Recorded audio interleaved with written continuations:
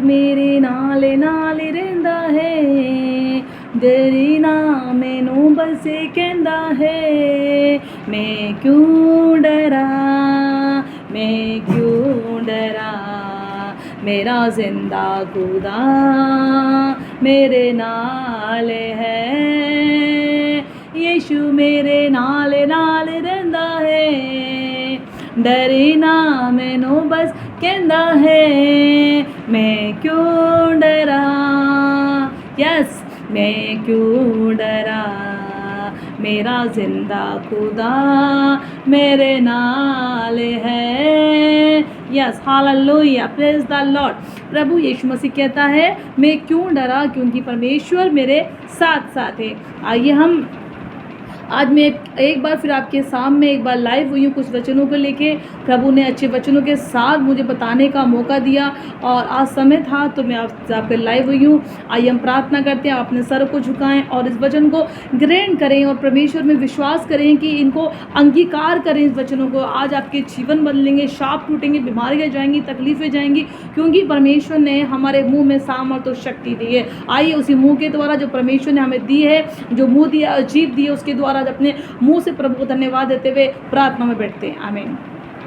धन्यवाद हो परमेश्वर। आज जो बहनें जो भाई मुझे सुन रहे हैं प्रभु, आप उन पे दया अनुग्रह करें, ये वचन को सुनने वाले नहीं चलने वाले बने। और परमेश्वर मैं विश्वास से प्रार्थना करती हूँ प्रभु, हार्ट डिस्टर्बेंस, लाइट की डिस्टर्बेंस और नेटवर्क कनेक्शन की प्रॉब्लम, हर एक प्रॉब्लम है यीशु मसीह के नाम से दूर हो जाएगी और ये विश्वास का वचन उनके जीवन में 100 गुना फल लाएगा। आमीन आमीन। जय मसीह की। आइए हम पढ़ते हैं, अपनी बाइबल को खोलेंगे।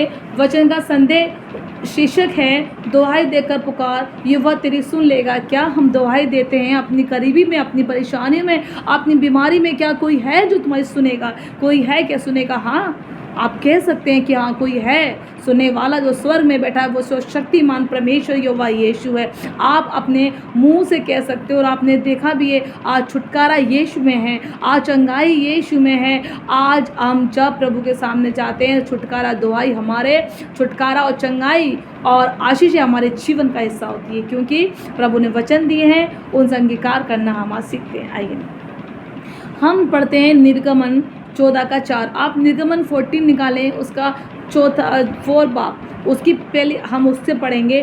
तब वे फिरौन के मन को और कठोर कर दूंगा और वे उनका पीछा करेगा। तब फिरौन और उसकी सारी सेना के द्वारा मेरी महिमा होगी। परमेश्वर कहता है, जब फिरौन को आप जानते हैं, जब मूसा फिरौन के पास बार बार गया और जाके बोला तुम मेरे लोगों को भेज दे, तुम मेरे लोगों को भेज दे, क्योंकि हम लोग को यज्ञ करना है, हम लोग को वेदी बनाकर उसकी प्रार्थना पूजा करनी है। पर फिरौन ने कहा कि हाँ मैं ठीक भेज दूंगा। फिर उसका मन कठोर हो गया और वो उसने फिर नहीं भेजा। परमेश्वर ने चाहता तो जब परमेश्वर मूसा के मुंह को जो बद्दा था उसको सही कर सकता है, मूसा को उस फिरौन के पास भेज सकता है और वो अद्भुत अद्भुत कार्य करके अपनी महिमा करा सकता है, तो क्या वो फिरौन के मन को एक बार बदल कर उसे इस्राएल को छुड़ा नहीं सकता था? सोच ब्रदर, आज बहनों, आज सोचने की ज़रूरत है, क्या वो छुड़ा नहीं सकता था? मेरे अजीज़ों, मेरी बहनों, वो छुड़ा सकता था, पर परमेश्वर की महिमा कहाँ होती? अगर आप बच्चों को ना पढ़ाएं और ना स्कूल भेजें तो आपके बच्चे शिक्षित हो सकते हैं? नहीं हो सकते, क्योंकि आपने उनको कॉलेज नहीं भेजा, स्कूल नहीं भेजा। आपको क्या बिना एग्ज़ाम दिए आपको मार्कशीट मिल सकती है? नहीं मिल सकती। अगर आपको कोई बीमारी है, जब तक दवाई मेडिसिन नहीं लेंगे तो क्या आप चंगे हो सकते हैं? सोचें, नहीं हो सकते। अगर अपनी जॉब पे नहीं जाएंगे तो क्या आप उस सैलरी को प्राप्त कर सकते हैं? नहीं। पर परमेश्वर कहता है कि परमेश्वर ने आपको इस लायक बनाया कि आप कर सकें। जैसे परमेश्वर ने उस फरौन को बार बार बोला, परमेश्वर ने उस फरौन को बार बार बोला कि वो अपने मन को कठोर करता गया और वो उस लायक कहता रहा कि नहीं मैं नहीं भेजूंगा, जाओ ये तो मेरे काम करने वाले हैं, और उसका मन बार बार कठोर होता गया। तब वे फिरौन के मन को, प्रभु कह रहा है मैंने उसके मन को कठोर कर दिया कि वो आगे बढ़े और फिर मना करने लगे। जब आफत मूसा ने एक काम करा, मूसा ने फिर चमत्कार दिखाया तो उसके उन्होंने अपने याजकों को, उन्होंने अपने लोगों को बुलाया जो वो काम करना जानते थे। जैसे मूसा ने काम करा वही काम उसने भी करा। फिर मूसा ने एक चमत्कार फिर दिखाया, फिर दोबारा वही चमत्कार उन्होंने भी दिखाए। मूसा ने क्या करा, लाठी का सांप बना दिया, उन्होंने भी लाठी का सांप बना दिया।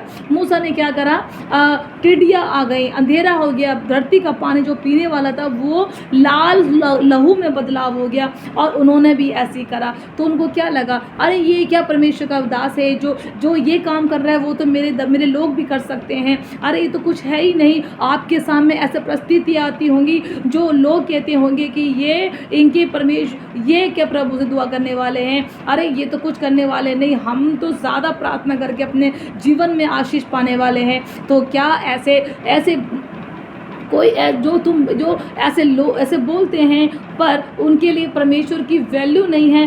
तो ऐसे ही जीवन में वैल्यू परमेश्वर की जब बनती है, जब सामने वाला व्यक्ति वही काम करे जो तुम कर रहे हो, वही काम वो भी करने लग जाए, और कोई इक्वलिटी हो, कोई तालमेल ना हो। और जब लास्ट में क्या हुआ, जब पैलोठों की मौतें हुई, तब उसे समझ में आया कि परमेश्वर का ये कार्य तो ईश्वर के अलावा कोई नहीं कर सकता। हाँ मेरी बहन, कोई नहीं कर सकता। तो परमेश्वर महिमा युक्त प्रभु है। प्रभु ने उसके मन को कठोर करा। आगे देखें, जब कोई व्यक्ति ढीठ है तो याद रखना, तो वो सबसे ज़्यादा दास चुना गया। यानी कि पौलुस क्या था, वो ढीठ था। पौलुस क्या करता था, क्रिश्चियंस को मारता था, धमकाता था और उन्हें गलत बोलता था। और उसके बाद में क्या हुआ, जब वो ढीठ और क्रोध करने लगा तो परमेश्वर ने उसको अपने लिए सबसे ज़्यादा इस्तेमाल करा। सबसे ज़्यादा कलीसिया पौलुस ने बनाई, सबसे ज़्यादा प्रचार पौलुस ने करा, सबसे ज़्यादा दुख पौलुस ने उठाया, क्योंकि उसने सताया था और उसने दुख भी उठाया और उसने बदलाव भी करा।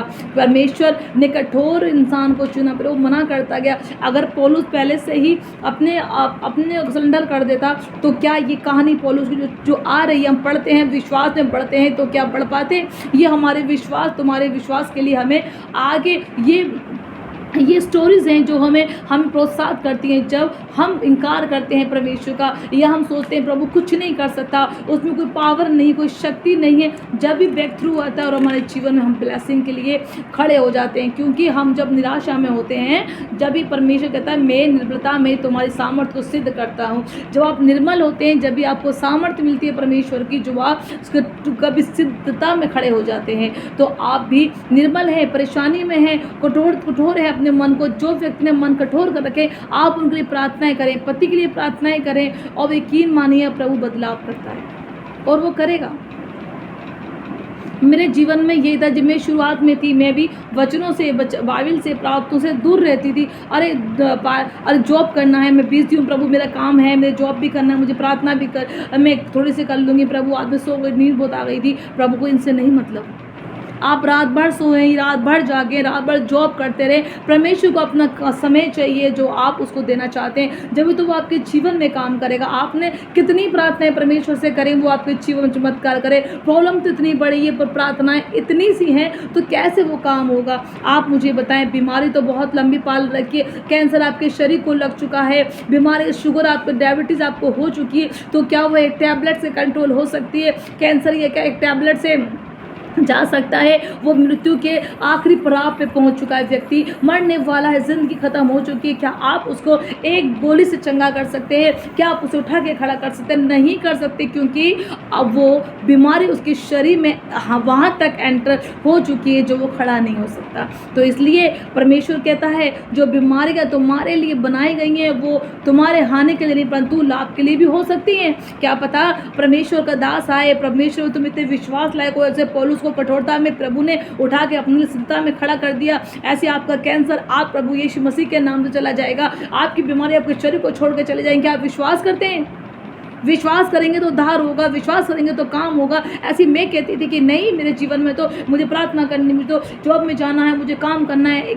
आप यकीन माने मैं चर्च तक छोड़ दे करती थी, पर घुमा फिरा के मेरे पास ये बातें पहुंचती थी। तो ये चर्च जाना, मैं अभी की नहीं बोल रही, मैं उस यंग लाइफ की बोल रही हूँ जो मैं अपनी जवानी में थी। यानी कि मैं जब जॉब करती थी 27 साल में, और 25, 27, 28 साल की मैं बात कर रही हूँ आपको।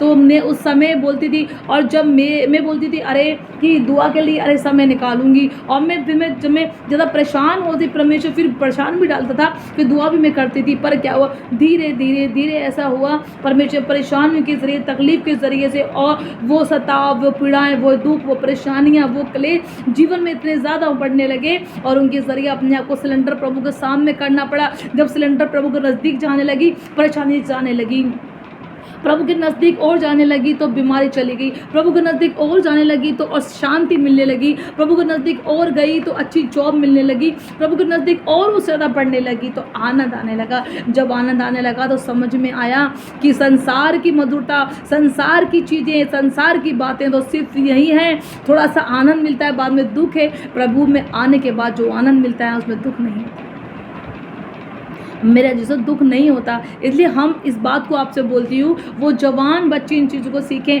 क्योंकि हम लोग जॉब में थे तो अपने बच्चों को हमें सिखाना है कि कैसे प्रार्थना करनी है, उनको समय सिखाना है। आप अपनी कोई क्रिश्चियंस बहन आप हो, अगर आप क्रिश्चियंस हो और आपके बच्चे आप दुआ में हो, जॉब में हो, बिज़ी हो, तो आप यही बात को याद रखें, सबसे पहले आपको अपने बच्चों को टीच करना है कि वो परमेश्वर को पहचाने। नहीं तो आप ज़िंदगी भर रो रो के आंसू बहा बहा के घुटनों में बैठ के अपने घुटनों छील देंगी, पर बच्चे बदलाव में नहीं आएंगे।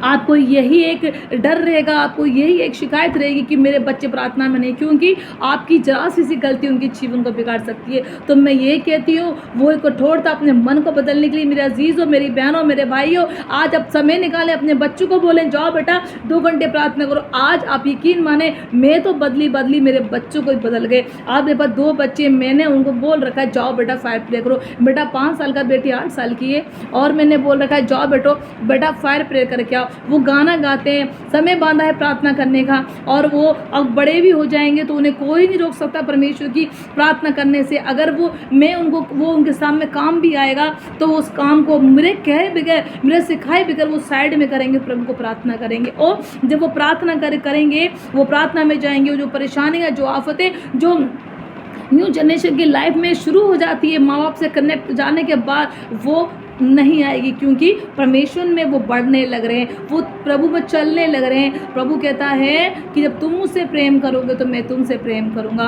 तो वो इसलिए अभी से ही आप अपने बच्चों को सिखाएं, प्रार्थना सिखाएं, दो में बैठना सिखाएं, प्रभु के अनुग्रह में बढ़ना सिखाएं, और प्रभु उसके बाद आपके जीवन में कार्य करेगा। आमीन। आगे पढ़ते हैं, निर्गमन 6 का 8 इसमें है, और जिस देश के देने की शपथ मैंने इब्राहिम और इसाक और याकूब से खाई थी, उसे मैं तुम्हें पहुंचाऊंगा, उसे तुम्हारा भाग कर दूंगा, मैं तो यहोवा हूँ। परमेश्वर कहता है इस्राएलियों, मैंने तुमसे वादा करा है इस्राएलियों, मैंने तुमसे कहा है, तुम्हारे पूर्वजों से कहा था मैंने कि मैं तुम उस देश में लेके जाऊंगा जिस देश के तुम वारिस हो, पर तुम्हारे गंदे कामों ने, तुम्हारे घिनौने कामों ने, तुम्हारे गलत वाले कामों ने तुमको वहाँ तक पहुँचने नहीं दिया। क्या आप अब समझ सकते हैं मेरे अजीजों, इस्राएल में क्या गलतियाँ करी, बंधुआई में चले गए, 400 साल तक जो ईयर्स थे उनके जीवन के, वो बंधुआई में, वो मिस्र की गुलामी में लगे रहे। क्या परमेश्वर के लोग गुलाम बन सकते हैं? पर उन्होंने कठोरता दिखाई, प्रभु से दूर हो गए, उन्होंने प्रभु से प्रार्थनाएं छोड़ दी, दुआ छोड़ दी, और वो गुलाम में चलते गए, बढ़ते गए, और जो उनको फ्री पहले होना था वो 2-3 साल और आगे चल के वो बंधुआई छुटकारा पाया, क्योंकि उन्होंने प्रार्थनाएं नहीं करी। जब उन पर तकलीफ आने लगी, बीमार होने लगे, और जो वो फ़िरौन का जो सताव था वो ज़्यादा बढ़ने लगा उनके जीवन में, और बढ़ता रहने लगा, उन्होंने फिर प्रभु की दुआएं दी। हम भी ऐसा करते हैं, क्योंकि हम भी सुख दुख भोगी हैं। पौलुस कहता है मैं सुख दुख भोगी था, तो प्रभु हम भी सुख दुख भोगी। जब हम में पीड़ाएं आती हैं तो हमें ईश्वर याद आता है, हम पे तकलीफें आती हैं, बीमारी आती है तो यीशु याद आता है। जब दवाई काम नहीं करती है, जब डॉक्टर्स की इंजेक्शंस काम नहीं करते हैं, बीमारी हद से ज़्यादा चली जाती है, और तकलीफ़ें जीवन ख़त्म होने की तड़ाप पे होता है, और तकलीफ़ में इतने बढ़ते हैं, दर्द बंद नहीं होता है, दवाई कितनी भी खा लें, और मेरे जब परमेश्वर याद आता है, क्योंकि एक वही सारा होता है हमारे पास कि परमेश्वर तू ही चंगा करेगा। क्यों इसे हम याद करते हैं? क्योंकि हम जानते हैं दवाई भी उसी के नाम से लगने वाली है। एक छोटी सी बात कहूँगी, जब मैं प्रेग्नेंट थी कम से कम 8 महीने की थी, मेरे गॉल ब्लैडर में स्टोन था और स्टोन मेरे इतना दर्द हो रहा था मेरे कि मेरा स्टोन का दर्द बंद होने वाला ही नहीं हो रहा था। डॉक्टर बदल दिए, 5 डॉक्टर, 4 डॉक्टर, 6 डॉक्टर, तो डॉक्टर ने बोला स्टोन है और 8वां महीना है, कुछ भी हो सकता है, हम तो इनको ट्रांसफ़र कर देंगे, इनको शिफ्ट करेंगे इमरजेंसी के लिए, क्या होगा प्रभु हमें नहीं मालूम। तो मैं तकलीफ़ में थी, दर्द नहीं बंद हो रहा था। कोई डॉक्टर मुझे हाथ में लेने भी नहीं चाह रहा था, क्योंकि जो मेरी डॉक्टर थी वो कनाडा गई हुई थी। आप सोचें, जिसका केस था वो है ही नहीं और बाकी डॉक्टर मुझे ले ही नहीं चाहता, क्या होता मेरे जीवन का। तो लास्ट टाइम में जहाँ ट्रीटमेंट चल रहा था वहाँ गई, मैंने बोला प्लीज़ आप मुझे ले लो जैसा भी है। उन्होंने बोला ठीक है, हम एक डॉक्टर को प्राइवेट को बुलाते हैं, अगर वो आपको मेडिसिन देने के लिए हाँ करेंगे तो हम आपको ले लेंगे, तो वरना आपको हम एम्स में रेफ़र करेंगे। अब सोचिए, एक लेडी जो 8 महीने का बच्चा पेट में हो और तकलीफ़ में, दर्द में, इतना पेन था, आप सोच सकते हैं इस गॉल ब्लैडर का स्टोन का पेन कैसे होता है, विद बच्चे के साथ। एक बच्चा हो, उसके बाद में दर्द था और बाद में और दर्द कब शुरू हुआ था, मिडनाइट में, यानी कि रात के 12 बजे दर्द शुरू हुआ और दिन निकल गया। दिन के 2 बज गए, 3 बज गए, 4 बज गए, 5 बज गए, 6 बजे जाकर मैं उस डॉक्टर के पास पहुंची। सब में घूमने के बाद सब जगह घूम लिए, धक्के खा लिए, तब भी कुछ ने एडमिट नहीं करा, यानी कि परमेश्वर ने फिर मुझे वहीं भेजा जहाँ मैं पहले गई थी और वहाँ मैं एडमिट हुई। तभी डॉक्टर ने कहा ड्रिप लगाओ, ड्रिप लगा दी, इन दवाई के इंजेक्शन लगा दिए मेरी बहनों, दवाई का इंजेक्शन चलते रहे, तब भी दर्द नहीं बंद हो रहा था। एंड डॉक्टर ने बोला 3 दिन NPO रखो, बच्चे वाली औरत को 3 दिन तक भूखा रखा, यानी कि 3 दिन तक भूखी रही, दिल करता था खाने का, खाना भी नहीं खा पा रही थी क्योंकि दर्द था, दर्द में खाना भूल चुकी थी। डॉक्टर ने माँ के लोगों ने बोला कि बच्चा है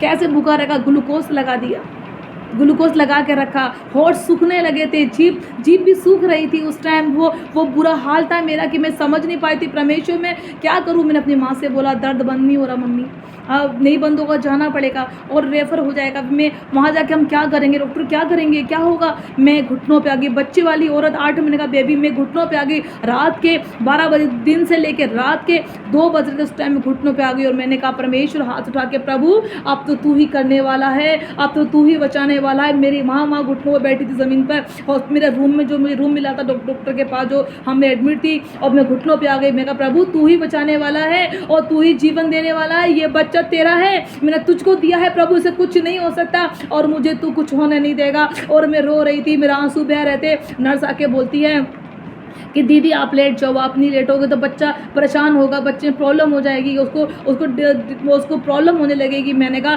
परमेश्वर बचाने वाला है, मैं कैसे लेटूँ, मुझे सुकून नहीं आ रहा, मैं कैसे लेटूँ, मुझे बेचैनी हो रही है क्योंकि मेरी दर्द बंद नहीं हो रहा, तबीयत ख़राब हो रही है। मेरा प्रभु ही चंगा करेगा, वही मेरा यीशु है। और मैं घुटनों पर बैठी रही, मैं दुआ करती रही, मैं रोती रही, पूरी रात मैंने गुजार दी। आप यकीन मानना बहन, जब रात गुजरी 4 बजे 5 बजे मैं रोती रही और प्रभु के सामने दुहाई देती रही। आप यकीन मानना उसके बाद में क्या हुआ, ऐसा चमत्कार हुआ कि परमेश्वर ने जैसे मेरा दर्द को बंद कर दिया और मेरा दर्द बंद हो गया मेरी बहनों, और मेरा दर्द बंद हो गया और मैं जाके सो गई। मुझे नहीं पता मैं कब सो गई इस बेड पे लेट के। डॉक्टर सुबह आता है, कहता है कि बहन सिस्टर वो लेडी कैसी है, कैसी हो तुम। मैंने कहा डॉक्टर साहब मेरा दर्द बंद है। दर्द बंद, आपका दर्द बंद हो चुका है। मैंने कहा ठीक समय दर्द बंद हो चुका है। तो बोले बहुत अच्छी बात है, धन्यवाद दो परमेश्वर का, उसने आपका दर्द बंद करने, तो आपका जो प्रॉब्लम थी ये कहीं भी सॉल्व नहीं होती, हम आपको भेजना पड़ता।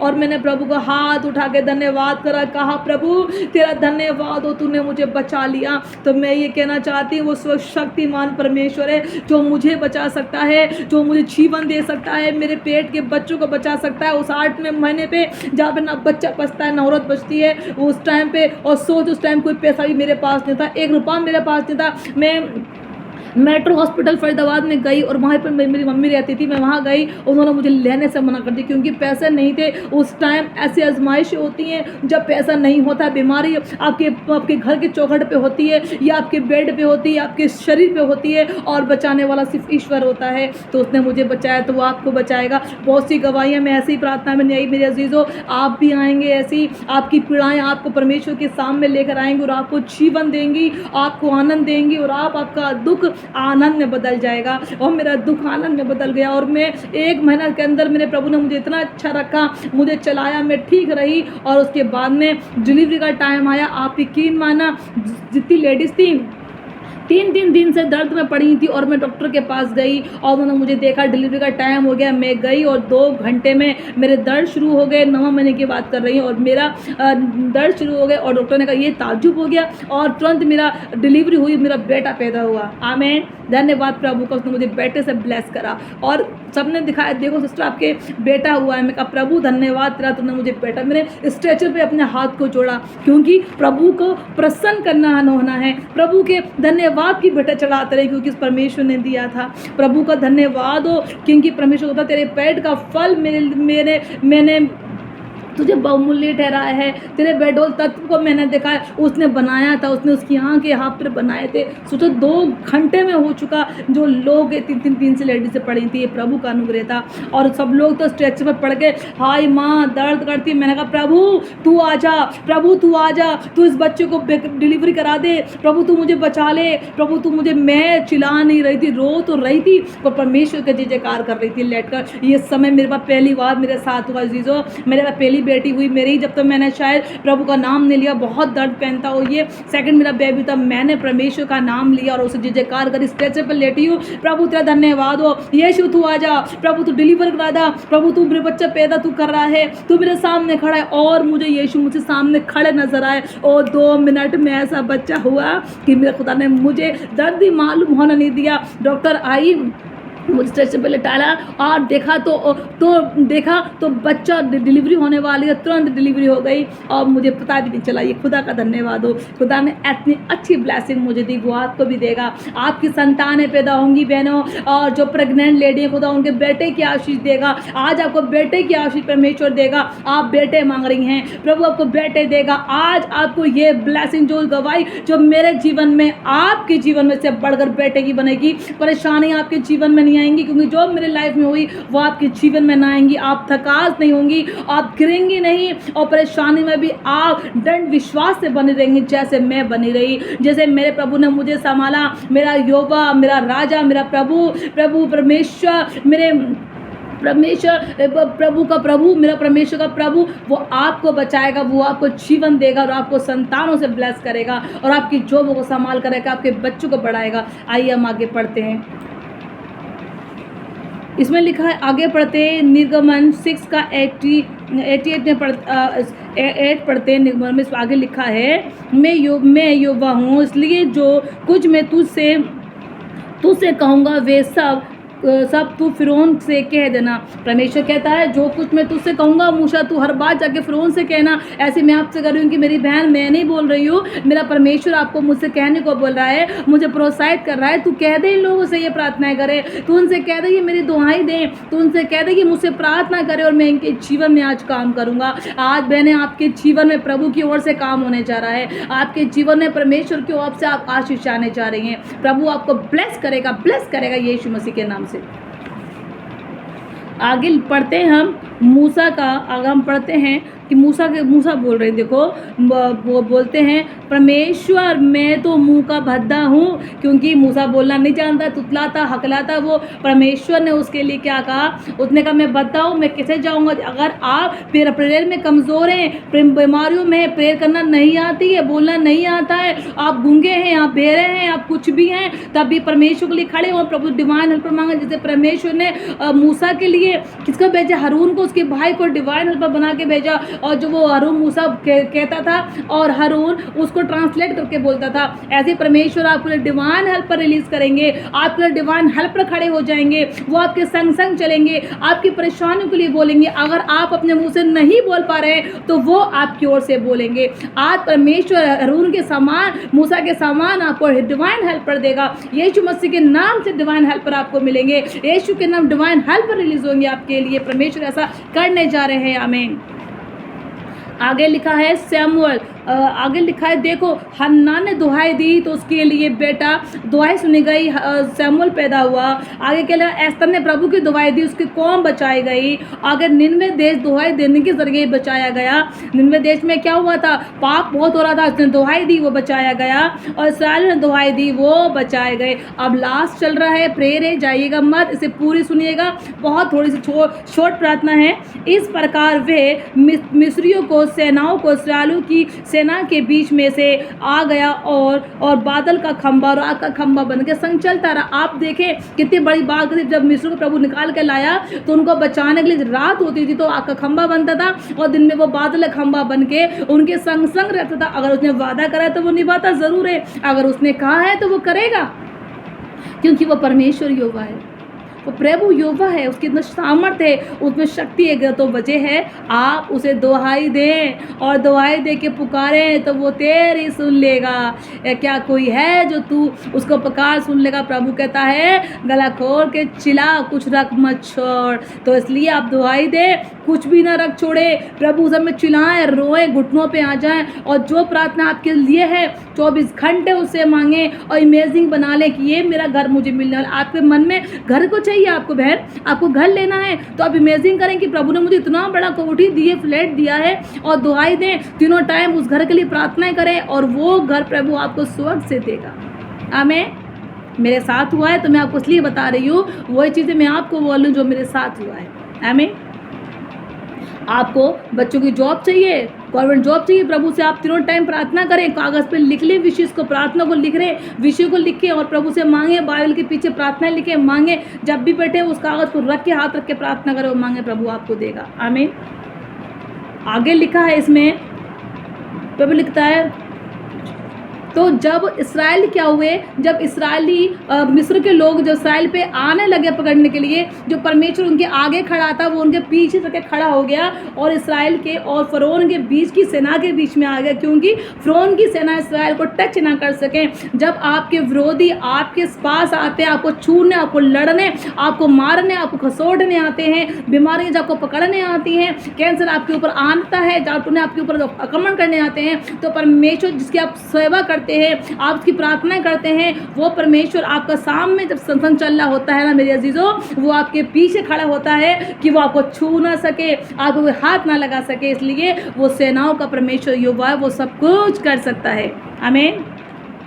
चलिए हम लास्ट में प्रार्थना करते हैं।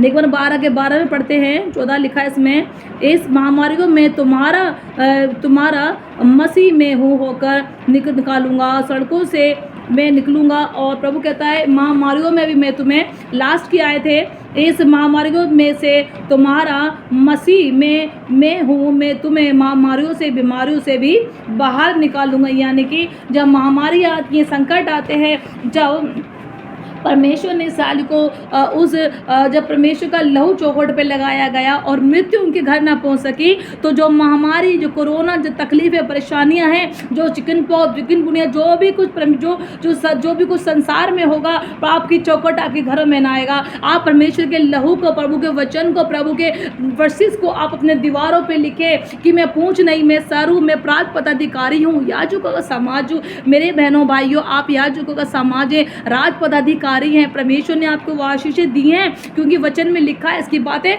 झूठ नहीं है, क्योंकि ये परमेश्वर का वचन है। उसने हमें दिया है, खाने के लिए दिया, पढ़ने के लिए दिया है। जैसे हम रोटी खाते हैं ना, आप इसको खाना शुरू करें, सुबह दोपहर शाम खाना शुरू करें, और सबसे पहले प्रेयर वर्शिप लगाएं, प्रेयर वर्शिप करें, 1 घंटे प्रभु को प्रसन्न करें, अपने आत्मा को प्रोत्साहित करें, फिर प्रार्थना में बैठे, दुआ में बैठे। मेरा मन बने तेरा सिंहासन, मेरी आत्मा तेरा आसन, मेरा दिल बने तेरा सिंहासन, मेरी आत्मा तेरा आसन, मेरे मन में तू ही विराजमान, मेरे प्रभु तू है बड़ा महा, मेरे मन में तू ही विराजमान, मेरे प्रभु तू है बड़ा महा। यीशु यीशुआ यीशुआ मेरे मन में समा जा, यीशुआ मेरे मन में समा जा। धन्यवाद हो, हालेलुया। प्रभु आपकी दया अनुग्रह हमारे जीवन में हो। सारी प्रार्थना में आपको आशीष बले से दे, आमीन। जय मसीह की।